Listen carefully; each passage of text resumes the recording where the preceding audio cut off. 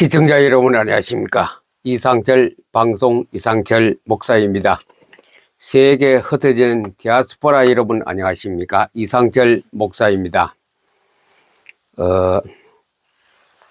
지금 시대에서 보는 4대 비극, 지금 우리가 21세기를 살아가는 우리가 보는 세상에서 4대 비극, 4대 비극은 셰익스피어에서 나오는 대표적인 4개 작품 아닙니까?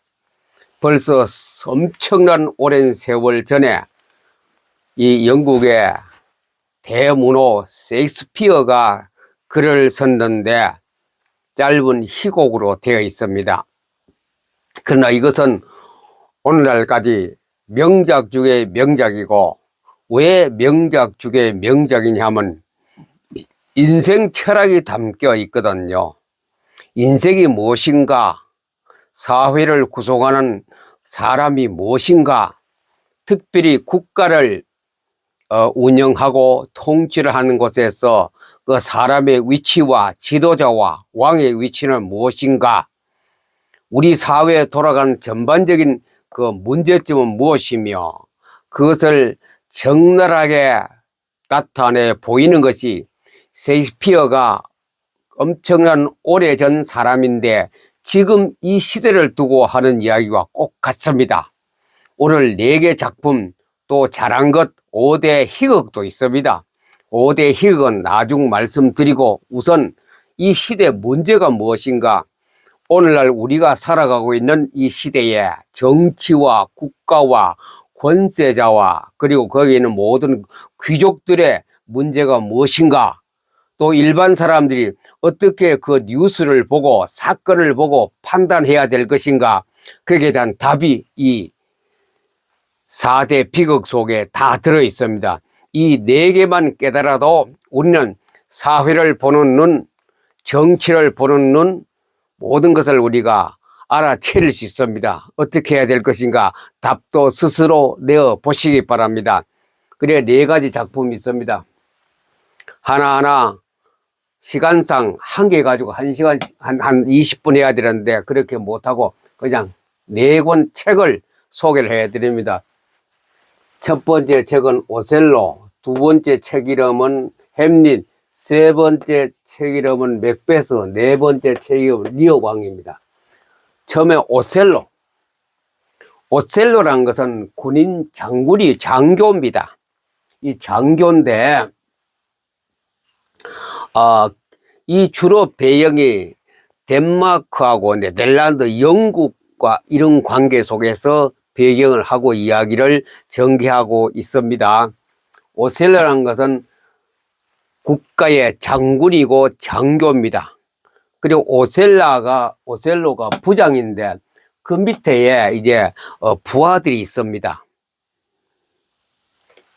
이제 키프루스 전쟁에 거기에 일어날 때입니다. 그래 오셀로 장군이, 부장이 그 밑에 부관을 한 사람 두어야 되는데 부관 후보가 2사람이 있었어요. 누가 되느냐에 따라서 군대는 진급을 해야 안 되겠습니까? 대륙에서 별을 스타를 달아야 안 되겠습니까? 그와 똑같은 위치에 있을 때에 오셀로 밑에 부하가 2사람이 있었습니다. 그래 이제 거기서 이제 이아코라는 사람이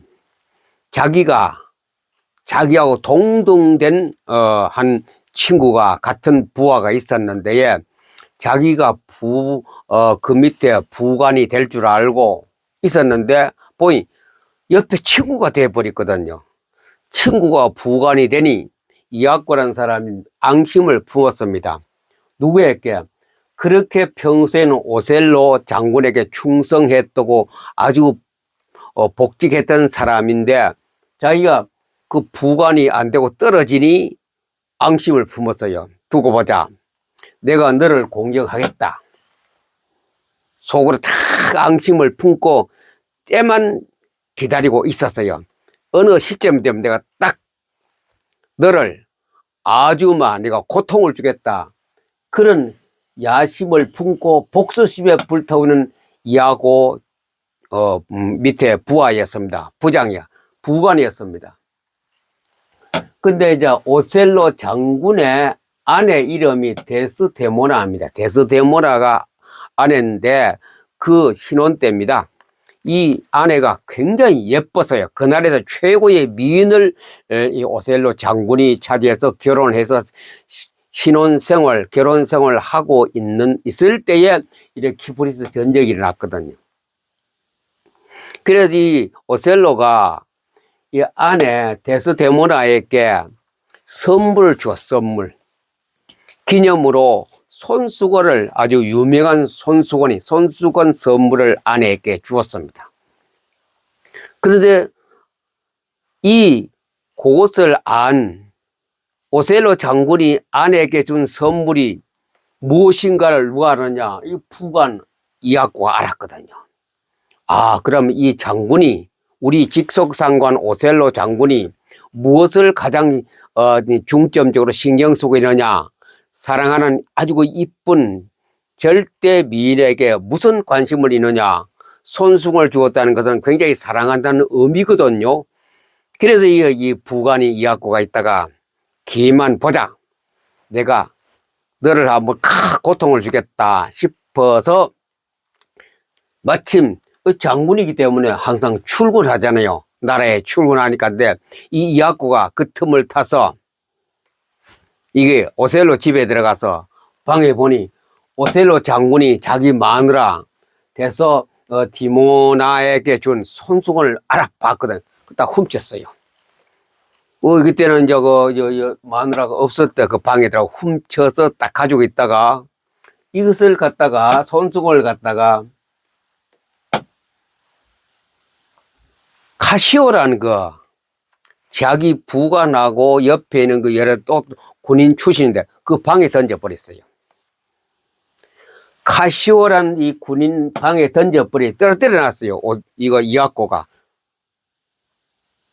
오셀로의 데스데모나의 그 부인의 오셀로가 준 손수건을 훔쳐가 이 사람 방에다 던져버렸어요. 그래 이것이 많은 사람이 몇 사람 알았어요. 소문이 났어요. 그러니 오셀로는 소문에 듣자니 자기 마누라가 자기의 아주 귀한 소중한 손수건을 마누라에게 주었는데 이 마누라가 그 손수건이 다른 남자 방에서 나왔거든요. 그러니 이 오셀로가 딱 오해를 하는 거라요. 이 소문이 군인들 사이에, 장교들 사이에, 장군 사이에 막 돌아가는 거래요. 여러 사람이 오셀로 마누라가 바람을 피우는가 보다. 그 장군이 그렇게 애지중지하면서 가장 사랑하는 자기 이쁜 마누라에게 준 선물이 다른 방에서 나왔다더라. 누구하고 아주 그 마누라하고 아주 뒷공이 맞았어. 굉장히 좋은 그럴 수 없는 사이가 되었다라는 소문이, 손수건 사건이 벌어버렸습니다. 그리고 오셀로 장군 귀에 들어왔거든요. 우리 마누라는 그럴 사람 아닌데, 내가 가장 사랑하는 이 나라에서 최고의 이쁜 마누라인데 그럴 사람 아니야. 자꾸 들으니 오셀로 장군이 의심을 했습니다. 이게 정말로 아니 땡 꿀뚝에 연기 달까? 우리 속담에 그것이 오셀로 장군에게 적용이 되어버렸어요. 그래서 장군이 하루 저녁에 딱 들어와서 마누라에게 데모나에게 물어보지. 데스데모나에게 물어보지 않고 이제 장군이 퇴근해서 집에 왔습니다. 마누라가 예쁘게 꾸며가 이제 신랑이 오늘 기다리고 있지 않습니까? 침실에서 들어오자마자 그 힘센 장군이 마누라 목을 팍 잘라 죽여버렸어요. 그래서 이 참 아니 일어날 일이 일어났는 그것이 비극 아닙니까? 비극이죠. 여기서 무엇을 얘기합니까? 이 장군이 어리석죠. 마누라 절대로 그런 사람 아닌데 가장 이쁜 마누라가, 장군은 뭐냐? 남의 말 뜬 소문입니다. 뜬 소문.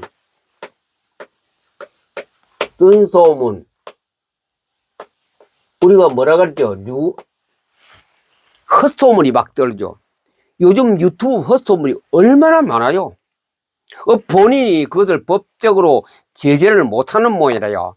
살아있는 사람을 죽었다고 말하고, 가만히 있는 사람이 어디 갔다고 말하고, 별의별 일이 특별히 죽었다는 말이 굉장히 많이 헛소문이 루머들이 많이 돌고 있어요. 그 유튜버들이 그랬어야 사람들이 정신을 바짝바짝 차려가 그 기사를 읽어보고 자기는 광고 수입 올리려고. 참 나쁜 사람들입니다. 정말 나쁜 사람이요. 이하고 이 인간이 진짜 나쁜 사람입니다. 자기 진급한 데 왔다고 이것을 갖다가 이 사이를 오셀라하고 대서대문화를 사이를 끌어올렸고 결과적으로 비극으로 끝나버렸지요. 올세는 살아가는 그 이쁜 마누라 나도 후회했겠죠. 죽고 난 다음에 알았겠죠. 뜬 소문이 요런 뭐 이학과라는 사람이 고자질하고 고자대항이라 사건을 벌려가 그래서 지금도 이런 뜬 소문에 의해서 많은 정치가들이 죽기도 하고 이기기도 하고 비극이 계속 벌어집니다. 교회도 마찬가지래요. 이래 고자지른 사람 있고 일을 만드는 사람들이 우리 사회에 난무하지 않습니까? 두 번째, 햄릿. 해머리시라고 하죠. 햄릿. 이게 덴마크 배경이 돼요. 햄릿은 아버지가 덴마크 왕입니다. 왕인데 그 밑에 삼촌이 하나 있어요. 햄릿 삼촌이 있었어요. 삼촌이 어떻게 하면 나도 왕이 될까? 이 야심을 품고 있다가 왕이 낮잠을 잤어요. 햄릿의 아버지가 낮잠을 자고 있는데 독약을 끓여가 낮잠 자는 형 귀에다 부어버렸어요. 왕이 잠자는 데에. 왕은 그냥 아무도 모르게 쥐도 새도 모르게 그날 죽어버렸거든요.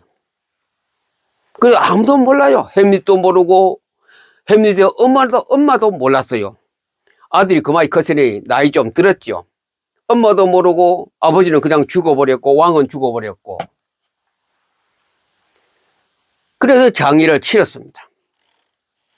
근데 왕궁에는 주위에 성이 있잖아요. 성에 이제 보초를 안 씁니까 군인들이. 그래 햄릿이 청년 때입니다. 보초를 서고 있는데 햄릿이 친구도 딱 군대 갔거든요. 그래 평소에는 만나지 이야기하지 않습니까? 군인들이 햄릿 친구기 때문에 와서 얘기를 합니다. 어이, 자네 내가 보초를 밤에 쓰는데, 보초는 밤에 깜깜한데 않습니까? 옛날에 등불도 없으니, 보초선에 밤이기 때문에 아무 불이 없습니다. 초소 집을 지어놓고 그 사이사이 막 중간에 쓰거든. 내가 외곽 보초를 쓰는데, 밤 12시 다 되면, 유령이 나타난다요. 유령이 나타나는데 우리가 보면 얼굴 안 보여. 형체만 보이고 누구 비슷하다 이 생각이 들어요. 저 사람이 사람이 그 사람하고 비슷하다라고 생각하고 보면 조금 이따 사라진다요. 밤마다 그런 유령이 나타나는데 야, 참 어떻게 보니 돌아가신 우리 왕 자네 아버지 왕 같은 모습과 똑같더라. 그래서 햄릿이 물었습니다. 그렇다면 어느 날 정해서 내가 그 시간대에 나갈 모양에 자네들을 초소해서 근무하라. 햄릿이 그 시간에 딱 맞춰서 12시에 12시란 말은 소설이 없어요. 밤중에 나가서 딱 나가보니 진짜 유령이 딱 나타나는데 앞으로 걸어대. 보니 분명히 자기 아버지라. 그래서 아버지가 나타나서 아들에게 아들아 내가 억울하게 죽임을 당했다. 네가 살아있는 내 아들이기 때문에 그 원수를 갚아달라고 아버지가 싹 사라져버렸어요. 햄릿은 돌아가신 아버지가 나타나서 유언을 받았습니다. 그래서 그때부터 햄릿이 굉장히 마음이 여리고 착한 아이였는데 어떻게 할까 많은 궁리를 했어요. 어떻게 하면 그 삼촌이 이제 아버지 왕의 자리를 앉게 되고 등극을 했어요. 그러면서 또 어떤 마음을 품었냐, 이 왕은 자기 엄마, 햄릿의 엄마, 아버지의 마누라죠. 엄마하고 결혼했어요. 엄마는 재혼이 되겠죠. 결혼해서 또 왕비가, 아버지 왕비에서 자기의, 아주버님의 왕비가 됐어요. 그래서 이제는 햄릿은 죽고 자기 동생이 왕이 되고 자기 마누라도 동생에게 뺏겨버리고 햄릿은 외로워요. 그런데 그 얘기를 듣고 어떻게 하면 죽일까 생각을 했어요. 그러다 연극을 탁 그 극장에다가 이제 전 왕의 아들이기 때문에 연극을 딱 벌려가 아버지 핑계, 그 다음에 또 삼촌의 핑계, 그런 극을 만들었어요. 그걸 성공리에 마치고 이제 밤이 되어서 집으로 돌아갔습니다. 그러니 이제 왕은 왕실로 가고 엄마는 어디 가느냐? 그 어머니가 이제 숙소로 왕실로, 왕비실로 갔죠. 왕비실은 항상 누가 있냐면 재상이 항상 있어서 이 왕비를 지키거든요. 그래 햄릿이 늦게 밤중에 그 엄마 보러 갔습니다. 엄마 보러 이제 엄마 요즘 잘 지내느냐 문안 인사하려 그 엄마의 방으로 들어갔습니다. 왕이 거주하는 방은 복잡하고 좀 거칠하 좀. 엄마가 밖에 사람이 인기가 소리가 나니 이 재상은 남자입니다. 엄마하고 얘기하다가 바로 엄마의 몸쪽이나 갔죠. 재상을 바로 뒷방으로 급해서 숨어버렸습니다. 그 커튼을 딱 쳐놨고. 그런데 햄릿이 빡 들어 엄마에게 문안 인사를 들어갔는데 보니 저 커튼 뒤에 소리가 나. 요거 분명히 틀림없이 왕이다. 우리 삼촌 왕이다. 아버지를 죽인 왕이다 싶어서 햄릿이 그때는 전부 다 아들이고 뭐고 다 칼을 차고 칼을 딱 빼가 커튼 뒤에다 푹 찔러서 버렸어요. 이 쥐새끼 한 마리가 있나? 이 쥐새끼 잡아야 돼요. 푹 찔렀는데 보이. 그렇게 왕비를 사랑하고 아버지를 존경하고 사랑했던 재상이 죽어버려요. 햄릿의 칼에 찔려 죽었어요. 근데 이 재상의 아들이 하나 있는데 이 아들이 뭐냐? 펜싱 선수라, 국가대표라. 아주 칼 쓰는 데는 막 명수라. 그 외국가 있는데 영국인가 가 있었는데 그 아버지가 죽었다. 그 누가 죽었냐? 햄릿이 죽었다. 햄릿이 죽였기 때문에 이 아들은 아무리 아버지와 자기 펜싱 선수 아버지가 왕에게 충족하는 종일지라도 아버지를 죽인 게죠. 왕아들이고 햄릿은 알고 와서는 복수심에 불탑니다. 어떻게 하면 저걸 죽일까? 여러 가지 그 사이에 그 다음에 이야기는 다 생략하고 그런 관계. 그래 햄릿하고 평소에는 햄릿이나 누굽니까요?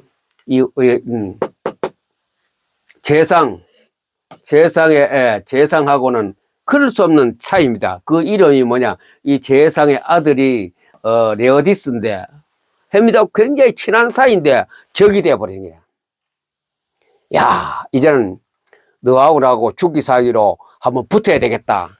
너를 내가 죽여야 되겠다. 햄릿이 그런 생각하고. 근데 이놈은 펜싱 선수라 칼선의 최고 1인자거든. 그래도 햄릿은 그 착한 아이가 어떻게 하든지 복수를 해야 되겠다. 아버지의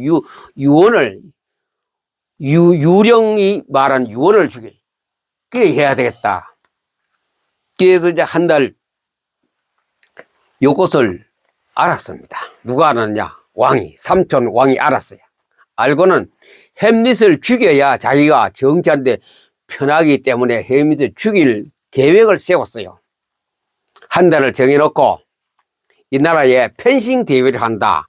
칼싸움 대회한다. 이거는 단순히 우리 스포츠 경기하고 올림픽하고 달라요. 죽느냐 사느냐 문제. 그래 이 제목이 죽느냐 사느냐 문제거든.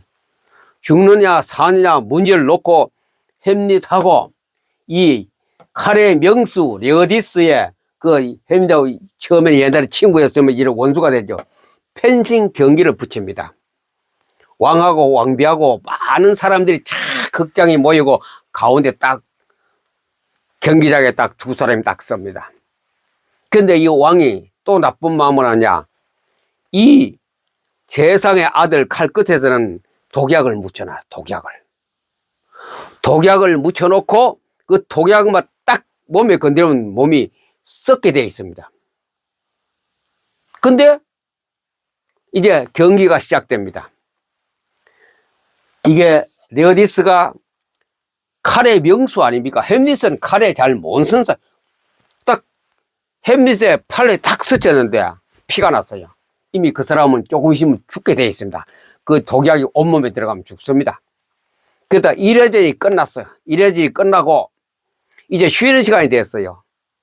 그리고 왕과 왕비는 햄릿의 어머니죠. 왕비는 단상에 앉아 있고, 그리고 어머니 앞에는 이제 음료수 2병이 딱 있어요. 음료수가 1병 있어요.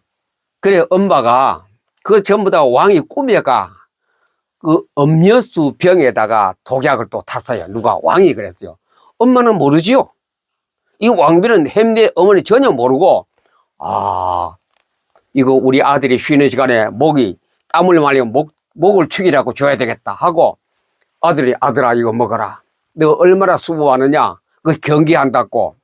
엄마는 어리석게 잘 모르죠. 그 무슨 관계지. 그냥 운동 경기한 줄 알고 우리 아들이 이겨야 되겠다 이런 욕심이 있었겠죠. 그래 아들이 있다가 어머니 듣세요. 나는 이미 각오하고 경기를 합니다. 어머니 듣세요. 하고 경기가 시작됐습니다. 시작되었는데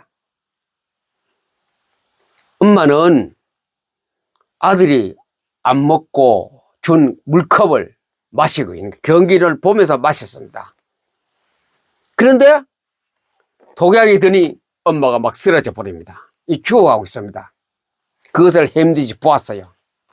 햄릿은 그 꿍수를 다 알았지요. 알고 그때에 햄릿은 뭐하냐, 격렬하게 경기하다 보니 자기의 친구입니다. 원수인 레오디스의 칼이 떨어져요. 그걸 얼른 주워가 그 친구를 찔렀어요. 친구도 역시 독약이 못했게, 칼 끝에 독약이 못했기 때문에. 그러면서 햄릿은 뭐 하느냐, 그 칼을 들고 왕을 찔렀어요. 엄마는 이미 죽었고, 독약 먹고, 왕이 찔려 왕도 죽었어요. 죽고 가서는 햄릿은 이렇게 합니다. 자, 지도 조금 시간이면 죽지요. 친구도 죽습니다. 레오디스 죽고. 그래서 친구에게 이 나라를 내가 인계한다. 그러면서 왕가족이 햄릿도 죽고 왕도 죽고 왕비도 죽고 자기 친구 다 몰락해버렸습니다. 몰락했어요. 그래 여기서 뭐 하느냐, 죽느냐 사느냐 이것이 문제로다. 그렇죠. 햄릿하고 레오디스는 네가 죽거나 내가 죽거나 이게 문제다. 누구든지 반드시 죽어야 하는데 끝에 가서는 다 죽어버리고 왕가는 몰락하고 왕가가 몰락하고 새로운 왕이 들어서는 그런 이야기가 햄릿입니다. 그렇지요? 지금 보세요. 평소에 늘 친해도 당이 갈라지면 서로 죽이려고. 국회 청문회 같은 거 하는 거 보세요. 국회 질문할 때 보세요. 막 총만 안 들어지 서로 총을 쏘고 있지 않습니까? 야, 참 사람이 그 말할 때가 악랄하더라고 들어보니. 청문회 그렇고 똑같습니다. 네 죽느냐, 야당이 죽느냐, 여당이 죽느냐, 네가 죽느냐, 내가 죽느냐. 지금 오늘날 문제입니다. 이게 보세요. 남의 뜬 소문 듣고 세상이 날리고, 이것 때문에 정치판이 싸움판이 되고 피만 안 보이 다 싸움판입니다. 나중에 가서 안 죽입니까? 감옥 보내고. 세 번째, 맥베스는 뭐냐면, 이제, 제가 이름은 안 적어놨습니다. 덩컨, 그 나라 임금이 덩컨입니다. 왕이 있고, 그 밑에 맥베스는 이게 장군입니다. 주로 군인을 많이 이용했더라고요. 셰익스피어가 글을 쓸 때에 이 맥베스라는 사람이 저 적군하고 이제 전쟁 싸우러 갔습니다. 전쟁하러 가서 이제 승리했어요. 그래 승리의 깃발을 들고 팍 옵니다. 귀가하는 시간이 좀 늦었어요. 밤이라 막 말을 터 막 개가 개선 장군이 되어 돌아오는데 고개를 딱 넘었는데 저 산에 바위가 있는데 컴컴한 데서 아이 귀신이 딱 나타나요. 마귀가 마녀들이 딱 나타나서 딱 소리합니다. 장군이여 들으시오. 장군이 좀 들으라. 뭐라고 하더냐. 당신은 이 나라의 왕이 될 것이다. 이 미녀들이 왕이 될 것이다. 그도 말하거든요. 왕이 될 것이다. 그래 맥베스는 그걸 듣고 와, 내가 장군으로 일생을 끝나고 왕이 돼. 이 나라의 왕이 되네. 그럼 출세의 길이 막 열렸거든요. 귀신의 말 철떡같이 믿었어요. 마귀의 말을 완전히 받아들였어요. 이 맥베스라는 왕, 장군이. 그래서 집에 와서 마누라하고 이야기를 했어요. 야, 내가 왕이 된다는 이 마귀의 귀신의 지시를 받고 왔다. 어떻게 하면 좋겠느냐. 아, 마누라가 딱 생각했어요. 좋은 방법이 있다. 어떻게 해요? 마침 그때에 덩컨 왕이 그 맥베스가 사는 고을로 시차를 왔어요. 시차를 오기 때문에 특수한 호텔을 준비해 놓고 그 왕이 있으니 보초가 굉장히 많습니까? 잠을 하룻밤 자는데 내일 이제 시차를 하겠다고 이제 그런 계획이 딱, 이 맥베스는 장군이 되면 잘 알죠. 그래서 마누라 하는 얘기가 여보, 때는 이때다. 어떻게 하느냐? 내가 좋은 술을 한 쏜다. 우리나라에서 최고 좋은 고급 술을 내가 준비 다 해놓았다. 그것을 들고 가서 자, 막 보초보다 왕 빼고는 다 왕까지도 선물했겠죠. 다 마시라고 선물 공세를 하라. 이 나라의 최고의 왕이 왔는데 이래 장군이 다 선물 공세를 부활을 시켜 술을 잔뜩 먹여 막 그러네. 이 보초들은 뭐 기분이 좋아서 막 흥청망청 먹었어요. 근데 술이 너무 독했는지 수면제들은 다 골아떨어져. 그날 밤에 술 먹은 왕까지 골아떨어 건드려도 몰라. 이 세상에 저세저 모르고 다 골아떨어졌는데 그때에 이 마누라가 그 시간 딱 타서 조그마한 칼을 들고 가서 긴 칼은 보이잖아. 들고 가서 왕실로 들어가라. 왕실에 입구에 보초고 정문에 보초고 중간문에 다 쓰러져 버려. 그래 맥베스가 딱 들어갔어요. 이 장군이 들어가서 칼을 빼가 왕을 찔러 안 죽입니까? 찔러 죽이고 이제 나오는데 마누라는 역시 이 마귀 귀신은 똑같아요. 양심의 가책을 해 자기 자살하면 때려 죽고 이 맥베스 장군은 마누라 죽고 나니 다른 사람이 칼에서 죽었어요. 귀신 말 듣고 그 가족이 왕도 죽고 가족이 다 죽어버렸어요. 이것이 뭐냐? 귀신 말, 마귀, 사탄. 지금도 귀신 말 다 듣고 있어요. 유튜브 보세요. 무슨 예언자가 나타났다. 한국은 어떻게 된다. 세계는 미국은 어떻게 된다. 다음 대통령이 누가 된다. 이게 유튜브에 버글버글 합니다. 클릭하면 맨날 이 소리. 항상 이 세계가 꽉 찹니다. 유튜브의 내용이. 결과적으로 이 마귀 말 듣다가 다 죽지요. 여기는 뭐합니까? 이게 서로에 죽이려고 하다가 다 죽고, 여기는 뭐면 뜬 소문에서 다 죽고. 네 번째 리어왕. 리어왕이라는 건 역시 한나라의 왕인데 딸이 3사람 있어요. 그 왕이 이제 나이가 많아서 죽을 때가 되었기 때문에 이제 딸 3을 아들은 없고 딸 3을 붙들어 놓고 말합니다.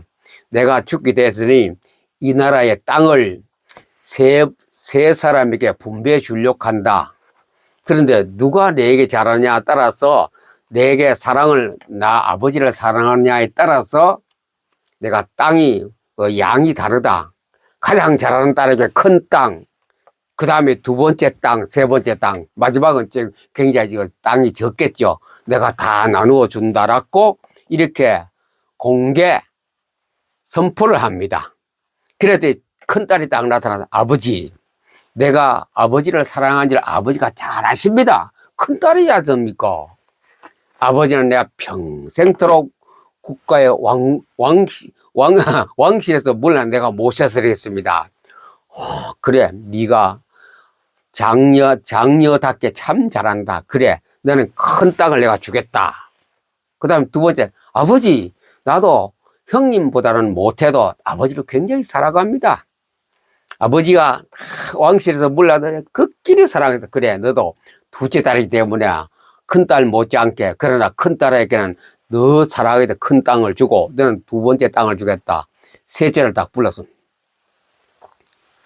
너 나 얼마나 사랑하느냐 물었더니 셋째가 말을 안 해요. 이년 봐라. 괘씸하게 아버지가 큰 땅을 준다는데 왜 그래 말을 안 하냐? 나를 사랑하지 않는다는 거. 아버지를 사랑 안 한다는 뜻이다. 아버지 왕실에 있기 때문에 왕정 국가를 다스리다 보니 딸하고 그 사이가 좀 그렇게 많이 가깝게는 이야기를 못했지 않습니까? 근데 오늘 보니 야 이거 못 썼다. 니 진짜 내 딸 맞냐? 어떻게 나에게 그렇게 섭섭하게 생각하느냐 하고 아버지가 마음이 딱 돌아서가 전혀 셋째는 아무 관계없다 나하고 너 둘에게 반을 딱 짜길래가 큰딸 작은딸에게 나 국토를 내주겠다. 그래서 서명을 딱 했어요. 그리고 국가의 토지를 갖다가 국토를 갖다가 큰딸 작은딸이 다 차지해버려요. 이제 그리고 그 큰딸 작은딸이 땅을 다 소유자가 되고 국가를 다스리는 자가 됐습니다. 근데 왕은 이제 자리에서 왕궁에서 쫓겨났습니다. 큰딸 작은딸 둘째 딸이 이제 아버지 필요 없다. 우리가 땅을 다 가지고 있는데 아버지를 푸대접하기 시작합니다. 왕은 혈혈단신과 같이 쫓겨났습니다. 아무도 보던 우리 국가 대통령이나 권세 떠나보세요. 아무도 안 돌봅니다. 아무도 아무 안 합니다. 그래 아버지는 쓸쓸하게 오셀로가 리어 왕은 그 좋은 호화로운 궁궐을 떠나서 저 산속으로 갑니다. 너무 불쌍하게 들어갑니다. 이제 노인에 대해서 죽을 날만 기다리고 산속으로 들어갑니다. 움막을 쳐놓고 거기 살아요. 왕이 과거의 왕이었는데 그래 그 소문을 셋째 딸이 첫째 둘째는 가든지 말든지 죽든지 말든지 아예 안 돌봅니다. 땅을 그렇게 선물로 받아놓고는 셋째 딸은 보니 아버지가 너무 비참하게 산골에 가서 움막 속에 산다는 소문을 듣고 찾아갑니다. 찾아가서 아버지 셋째가 왔습니다. 그래 너가 왔느냐? 아버지는 그때 후회하겠죠. 그래서 그때부터 이 셋째 딸은 아버지를 막 봉양합니다. 돌아가실 때까지 계속 아버지에게 병원을 돌봐주고 음식을 대접하고 잘 모셔드리고 그런 이야기로 된 것이 리어 왕입니다.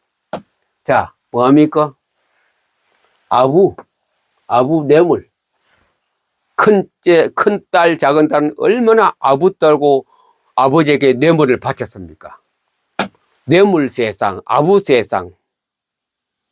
이게 전부 네 가지가 지금 우리 현실하고 똑같은 것 같습니까? 주로 이걸 국가의 관계다. 국가의 현실이 똑같습니다.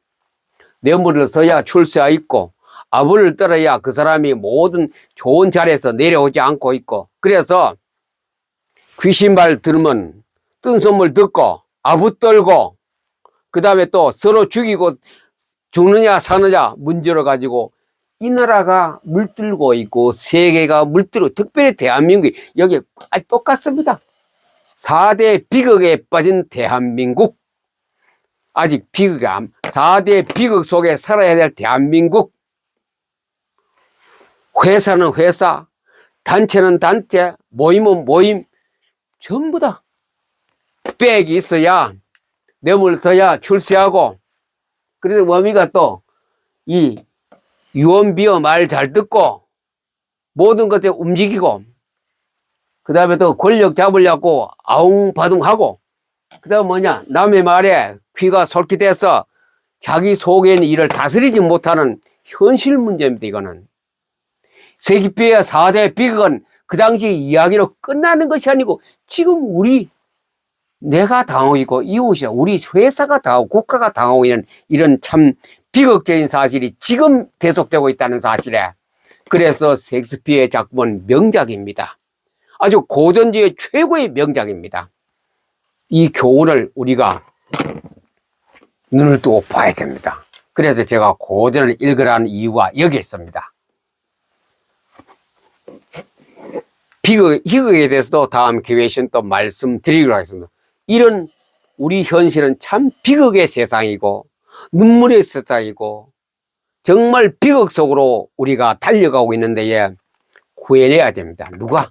기독교인이 성경을 막 읽어서 이것을 보고 구해낼 수 있는 우리 태조사명 멤버가 되기를 우리 주 예수님의 이름으로 축복합니다. 감사합니다.